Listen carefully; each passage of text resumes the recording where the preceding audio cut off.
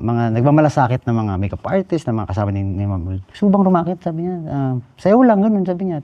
Sayaw ka ng, like, sa isang buwan, pwede ka sumayaw ng like, twice, ganun, isang 10, isang 31. Saan yan, ma'am? Sa Apollo, ganun, ganun, ganun. So, siya pinalam ko rin. Ano yung klaseng bar yan, ganun, ganun. Gay bar. Sabi ko, wala naman, sabi ko, sasayaw lang, wala problema.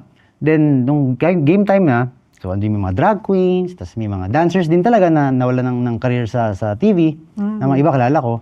Then, syempre, may mga macho dancer, ganun. So, kanya-kanyang buhay din doon. So, ako, dumating ako doon as performer talaga, as guest nila. Yes. Nagkataon lang nag-gay bar siya na talagang strong with, di ba? I mean, hindi naman ako naghubad eh. Hindi naman ako sumayaw ng parang macho dancer or what. I performed, I danced like hip-hop kami, ganun. Parang hindi naman ako nagpa-table or what. Yeah, I know it's a gay bar, pero kasi sa atin, di ba? Grabe yung mga Pilipino mag-judge ng tao eh. Parang akala nila meron silang karapatan mag-judge sa mga buhay ng ibang tao.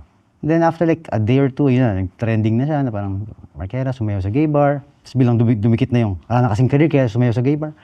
Tapos si Manay pa nagbitaw na parang nalulungkot daw siya kasi yung hindi ko daw pinipili yung mga trabaho ko. Actually, nagulat ako na nag-viral siya. Tapos natuwa ako kasi may mga nagde-defend. Like may ibang mga press na, alam mo na, yung tatawa-tawa pa habang kinukwento. Parang, tago talaga ba? Pagkatawanan niyo pa ako. Parang, hindi naman ako humingi ng awa. Pero, nasa stage ako ng buhay ko na wala akong pakialam sa mga sinasabi nila.